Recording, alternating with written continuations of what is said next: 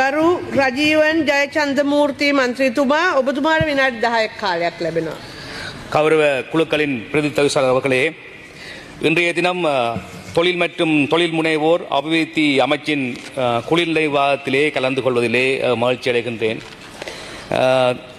தற்போது நாட்டிலே மக்கள் மத்தியிலே ஒரு பாரிய நம்பிக்கை காணப்படுகின்றது. இலங்கையானது நீண்ட காலமாக இந்த தொழில்துறைகளிலே பாரிய வீழ்ச்சி காணப்பட்டு இப்பொழுது அதனுடைய செயல்பாடுகள் முடுக்கிவிடப்பட்டு அது முன்னேற்றம் கண்டு வருகின்ற சூழ்நிலையிலே வடக்கு கிழக்கு பகுதிகளிலே காணப்படுகின்ற இந்த தொழில்துறையினுடைய வளர்ச்சி மற்றும் அது சந்திக்கின்ற சவால்கள் தொடர்பாக இந்த சபையினுடைய கவனத்தை நான் ஈர்க்க விரும்புகின்றேன். குறிப்பாக வடக்கு கிழக்கு மாகாணங்கள் என்று சொல்வது 2009ஆம் ஆண்டு யுத்தத்தினாலே முற்றுமுழுதாக முடங்கி போன ஒரு பிரதேசமாகும். அங்கே காணப்பட்ட அனைத்து தொழில் முயற்சிகள் தொழில்துறைகள் அனைத்துமே முடங்கி எந்த விதமான அபிவிருத்தியும் இல்லாமல் காணப்பட்டிருந்த சூழல் நிலவியது. எல்லாருக்கும் தெரியும், குறிப்பாக பெண்கள் மற்றும் இளையோர் போன்றவர்கள் கைவிடப்பட்ட நிலையிலே அங்கு எந்த விதமான வருமானங்களோ அந்நிய செலவாணிகளோ இல்லாத ஒரு பிரதேசமாக வடக்கு கிழக்கு பிரதேசங்கள் காணப்பட்டது. அப்படி பார்க்கின்ற பொழுது நான் நினைக்கிறேன் 2009ஆம் ஆண்டிலிருந்து 2025ஆம் ஆண்டு காலப்பகுதியிலே வடக்கு கிழக்கிலே எவ்வாறான அபிவிருத்திகள் மேற்கொள்ளப்பட்டன என்பது சம்பந்தமாக சுருக்கமாக இங்கே நான் குறிப்பிட விரும்புகின்றேன். 2009ஆம் ஆண்டு யுத்தம் முடிவிட்ட காலப்பகுதியிலே ஒரு மயான பூமியாக காணப்பட்டது. அங்கே எந்த விதமான தொழில் முயற்சிகளையும் யாரும் முன்னெடுக்காத ஒரு சூழல் காணப்பட்டது.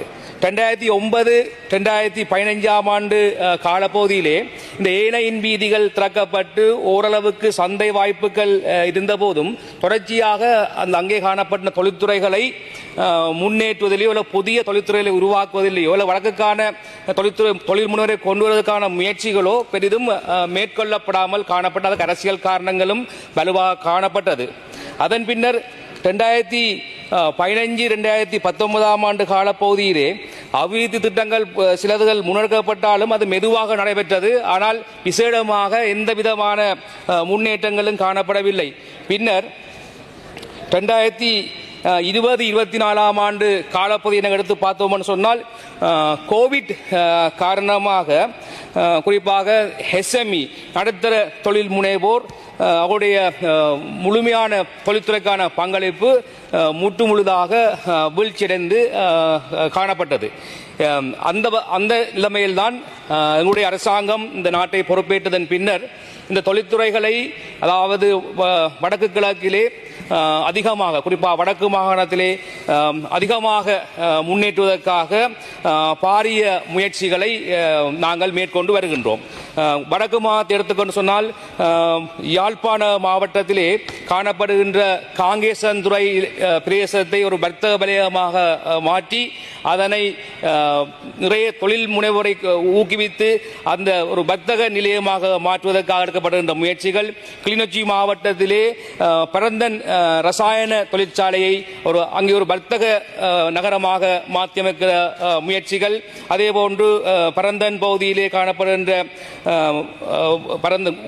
குறிஞ்சாத்தீவு உப்பளத்தினுடைய உற்பத்தி முயற்சிகள், முல்லைத்தீவு மாவட்டத்திலே மாங்குள பகுதியில் அமைக்கப்பட இருக்கின்ற கைத்தொழில் பேட்டைகள், ஒட்டு சுட்டானுடைய ஓட்டு தொழிற்சாலைகள் போன்றவற்றை மீள நிர்வகித்தல் மற்றும் புதிய புதிய வலயங்களை உருவாக்குதல் ஊடாக இந்த வடக்கு மாகாணத்திலே அதிக அபிவிருத்தியையும் தொழில் முனைவோரையும் நாங்கள் கொண்டு வருவதற்கு எதிர்பார்க்கின்றோம்.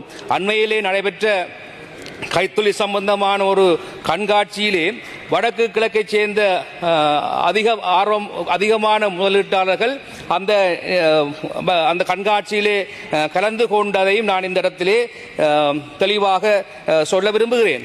அதேபோன்று வருகின்ற ஜனவரி மாதம் 21ஆம் தேதி 22ஆம் தேதியிலே நோர்த் இண்டஸ்ட்ரியல் சமிட் என்கின்ற ஒரு மாநாட்டை நாங்கள் வடக்கிலே கூட்ட இருக்கின்றோம். அந்த மாநாட்டிலே அதிகளவிலான முதலீட்டாளர்களை உள்ளீர்த்து அவர்களை கவர்ந்து அவர்களுடைய வர்த்தக முயற்சிகளை தொழில் முயற்சிகளை ஊக்குவிப்பதற்காக எங்களுடைய அமைச்சு பாரிய முயற்சிகளை முன்னெடுத்து வருகின்றது. இருந்த போதும் வடக்கு மாகாணத்திலே கூடுதலான சவால்கள் காணப்படுகின்றது. அதாவது என்ன சொன்னால், தொழில்துறை அடிப்படையாக கொண்ட வசதிகள் குறைவாக காணப்படுகின்றது. வீதிகள், மின்சாரம் மற்றும் போக்குவரத்து சம்பந்தமான விடயங்கள் இன்னும் நாங்கள் அதை அதிகமாக்க வேண்டிய தேவைகள் இருக்கின்றன. அதே போன்று இந்த மூலதனங்களை பெற்றுக்கொள்வதிலே, வங்கி கடன்களை பெற்றுக்கொள்வதிலும் பாரிய சவால்கள் கடந்த காலங்களிலே காணப்பட்டது. அதே போன்று இந்த திறமையான மனித வளங்களை நாங்கள் உருவாக்க வேண்டிய தேவைகள் இருக்கின்றன. கடந்த காலங்களிலே நாட்டில் ஏற்பட்ட அனர்த்தங்கள் காரணமாக மிகச்சிறந்த அறிவுடையோர் அல்லது திறன்களை கொண்டோர் இந்த நாட்டை விட்டு வெளியேறி இருக்கிறார்கள். எனவே அவ்வாறான வளமிக்க திறன்மிக்கவர்களை நாங்கள் உருவாக்க வேண்டிய தேவைகள், அவர்களுக்கான பயிற்சிகளை அதிகம் வழங்க வேண்டிய தேவைப்பாட்டிலையுமே நாங்கள் இருக்கின்றோம்.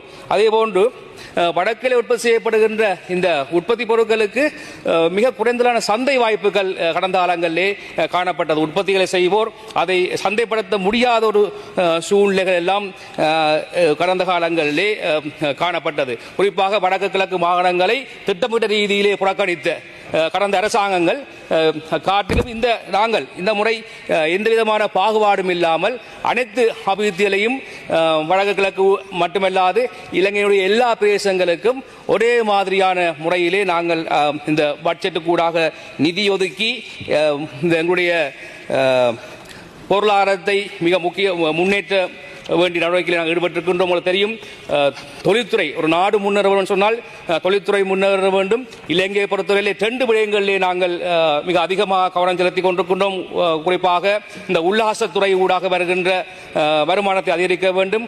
அதே போன்று தொழில்துறையை நாங்கள் அதிகரிக்கிறதுக்கூடாக உள்நாட்டிலே வேலை வாய்ப்பு இல்லாத இளைஞர் யுவதிகள், பெண்களுக்கு நாங்கள் அதிகமான வருமானத்தை பெற்றுக் கொடுப்பது கூடாக இந்த நாட்டை நாங்கள் வளப்படுத்த வேண்டும். இந்த நாட்டிலே பாரிய முன்னேற்றங்கள் அபிவிருத்திகள் வருகின்ற பொழுது இங்கே சிலருக்கு வைத்தறிச்சல் வருகின்றது. இந்த நாட்டிலே எந்த விதமான அபிவிருத்தி நடக்கக்கூடாது, அல்லது இந்த நாட்டிலே அபிவிருத்திகளை கொண்டு வருகின்ற பொழுது அதை குழப்ப வேண்டும் என்று பலர்கள் இங்கே துடித்துக் கொண்டிருக்கின்றார்கள். குறிப்பாக சொன்னப்போ எனக்கு முன்னே இருக்கிற என்னுடைய நண்பர்கள் தமிழ் மக்களுடைய அபிவிருத்தி தொடர்பாக, அவருடைய முன்னேற்றம் தொடர்பாக கதைக்கின்ற பொழுது நாங்களும் மகிழ்ச்சி அடைகின்றோம், உங்களுக்கு நாங்கள் ஆதரவை தருகின்றோம். ஆனால் அதே போன்று சந்தர்ப்பம் வருகின்ற பொழுது அதை வாய்ப்பாய் பயன்படுத்தி ஒரு இனவாத சூழலை இந்த நாட்டிலே உருவாக்கி அதை குழப்புவதற்காக பலர் முன்னெடுத்துக் கொண்டிருக்கிறார்கள். எனவே நாங்கள் நீண்ட காலமாக டாக்டர் ரச்சனா இருக்கிறார், அவர் கலைக்கிறதை குழப்பிக் கொண்டிருக்க வேண்டாம் என்றதை அவருக்கு நாங்கள் முழுமையான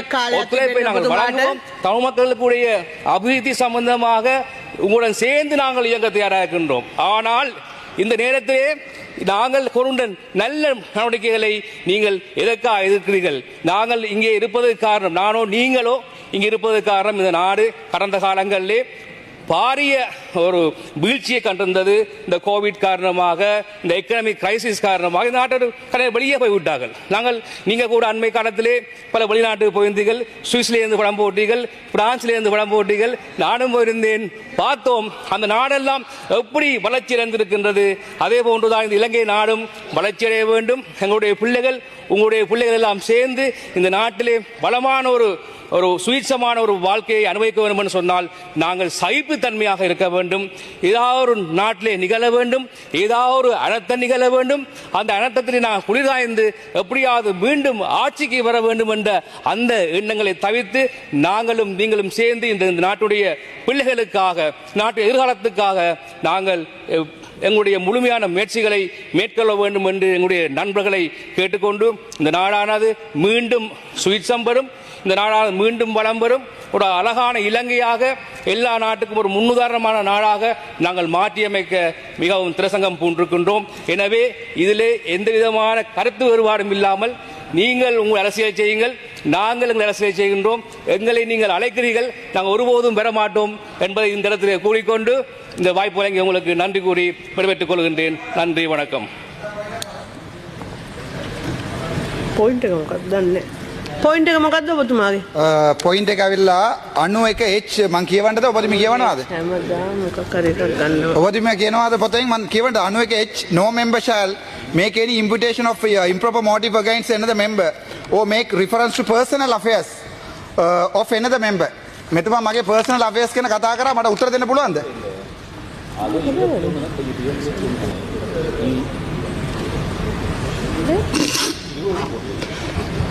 මගේ personal affairs ගැන කතා කරා ඔබතුමා translation අහලා ඇතිනේ? මොකද්ද ඔබතුමාගේ පර්සනල් එකක් ගැන කතා කරේ? Sorry? මොකද්ද ඔබතුමාගේ පර්සනල්? මම පිටරට ගියා කට්ටිය හම්බුණා එම කියලා මාව අභාස කරලා තියෙනවා. ඒවා මෙතන පාර්ලිමේන්තුවේ කියන්න ඕනේ නැහනේ. එහෙම අපහාසාත්මක කතාවක් ඔබතුමා ගැන කියන්නේ නැහැ. නැත්තම් ආපහු මම ස්පීකර්ට ලියලා හෙට උදේ හරි විදිහට උත්තර දෙනවා මේක. තාලියන් ස්පීකර්. හරි. එහෙම නෑ. නෑ මේක මට අවස්ථාවක් දෙනවද නැද්ද? ඔබතුමාගේ කතාවක් තියෙනවා නේද? නෑ මේක මගේ නම සටහන් කරලා මගේ නම සටහන් කරලා මම පිටරට ගියා කියලා එතුමා එහෙම ප්‍රකාශ කරනකොට ඔබතුමාලා විනාඩි දෙන්න නැතුව ඉන්නේ කොහමද? ඔබතුමා තප්පර 30කින් උත්තර දෙන්න. thank you මේ මම thank you මම කියන්නේ හරි දෙමළෙන් කියන්නම් මට විනාඩියක් දෙන්න හරියට විනාඩිය ගන්න පුළුවන් නේ විනාඩියක් දෙන්න உண்மையாவே ஆசை நீங்கள் உங்க இருந்து ஒரு உங்களுடைய புகழும் பேரும் இல்லாம உங்களால் இருக்கிறத விட சுயேட்சை குழு 17 எனி டைம் உங்களை வரவேற்கிறது நன்றி வணக்கம் ගරු මන්ත්‍රීතුමා